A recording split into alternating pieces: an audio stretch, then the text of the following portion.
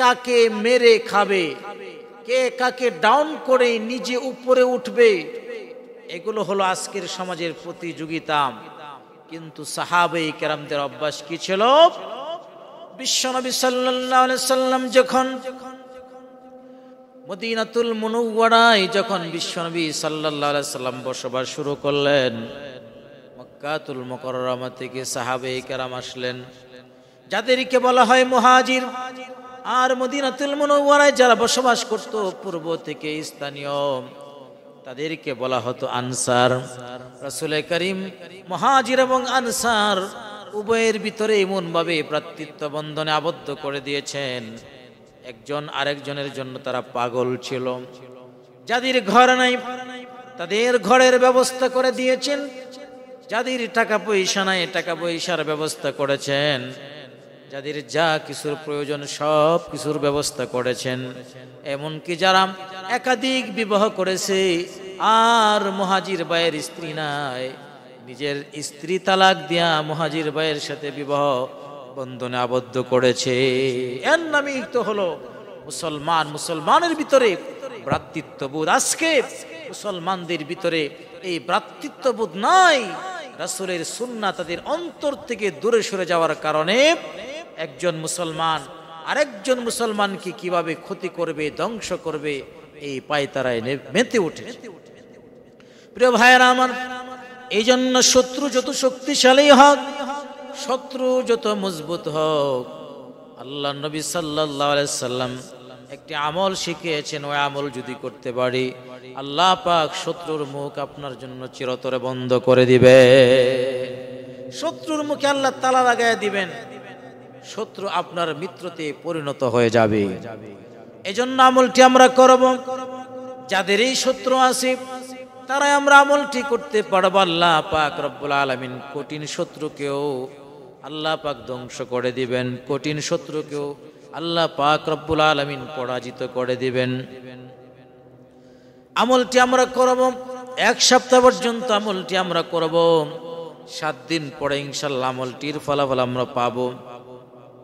আমলটি যখন শুরু করব, আমলটি যেহেতু কোরআনে কারীমের আয়াত, কারণ কোরআনের ভিতরে আল্লাহ পাক রব্বুল আলামিন মানুষের উদ্ধারের জন্য, মানুষের সমস্যার সমাধানের জন্য সব কিছু আল্লাহ পাক উল্লেখ করেছেন। কোরআনে কারীম আল্লাহ পাক রব্বুল আলামিন বলেছেন, ওয়ানুনাজ্জিলু মিনাল কুরআনি মা হুয়া শিফাউ ওয়া রাহমাতুল লিল মুমিনিন। এই কোরআন এর নাম হচ্ছে শিফা, আর এই কোরআনটা মুমিনদের জন্য স্পেশাল রহমত। সুতরাং রহমত স্বরূপ আমাদের উপরে ছায়া বানাইয়া এই কোরআনকে আমাদের উপরে নাজিল করেছেন। কোরআনের ভিতরে আল্লাহ পাক রব্বুল আলামিন সমস্ত প্রতিকার, সমস্ত মেডিসিন আল্লাহ পাক উল্লেখ করে দিয়েছেন।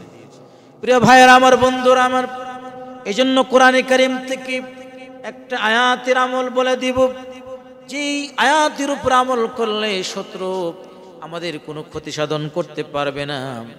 কোরআনে কারীমের আয়াতটা আমরা 41 বার পড়ব। কোরআনে কারীমের সূরাতুল বাকারার 18 নম্বর আয়াত, কোরআনে কারীমের সূরাতুল বাকারার 18 নম্বর আয়াত, সুম্মুম বুকমুন উমিয়ুন ফাহুম লা ইয়ারজিউন, সুম্মুম বুকমুন উমিয়ুন ফাহুম লা ইয়ারজিউন। এই আয়াতটি আমরা সূরা বাকারা 18 নম্বর এই আয়াতটি আমরা পড়ব 41 বার। 41 বার এই আয়াতের আমলটা প্রতিদিন আমরা করব। তবে এর নিয়ম হলো, আমলটি শুরু করার আগে আমরা দুরূদ ইব্রাহিম পড়ব, যে দুরূদটা আমরা নামাজে পড়ে থাকি, আল্লাহুম্মা সাল্লি আলা মুহাম্মদ ওয়া আলা আলি মুহাম্মদ কামা সাল্লাইতা আলা ইব্রাহিম ওয়া আলা আলি ইব্রাহিম ইন্নাকা হামিদুম মাজিদ, আল্লাহুম্মা বারিক আলা মুহাম্মদ ওয়া আলা আলি মুহাম্মদ কামা বারাকতা আলা ইব্রাহিম ওয়া আলা আলি ইব্রাহিম ইন্নাকা হামিদুম মাজিদ। এই দুরূদ ইব্রাহিম আমরা প্রথমেই 11 বার পড়ব। প্রথমেই দুরূদ ইব্রাহিম 11 বার পড়ব। কারণ যে কোনো আমল হোক, যে কোনো দোয়া হোক, শুরুতেই যদি রাসূলের উপরে দুরূদ পড়ি, এই আমলটা, এই দোয়াটা সহজেই কবুল হয়, আল্লাহ পাক দ্রুত কবুল করে নেন। সুবহানাল্লাহ। কারণ আল্লাহর নবী সাল্লাল্লাহু আলাইহি ওয়াসাল্লাম বলেন, মান সাল্লা আলাইয়া ওয়াহিদান সাল্লাল্লাহু আলাইহি আশারান, কোন ব্যক্তি যদি আমি নবীর উপরে একবার দুরূদ পড়ে, আল্লাহ পাক তার উপরে 10টা রহমত নাজিল করে দেন। দুরূদ একবার পড়লে আল্লাহ পাকের পক্ষ থেকে কয়টা রহমত? 10টা রহমত নাজিল হয়ে যায়। আল্লাহ পাক রব্বুল আলামিন আমলগুলো কবুল করে নেন, মনসুর করে নেন। প্রিয় বন্ধুরা আমার, এই জন্য প্রথমেই দুরূদ পড়া নেব। দুরূদ পড়ার পরে সুম্মুম বুকমুন উমিয়ুন ফাহুম লা ইয়ারজিউন 41 বারই আয়াতটা আমরা পড়ব। এরপরে শেষে আবার 11 বার দুরূদ শরীফ পড়ব।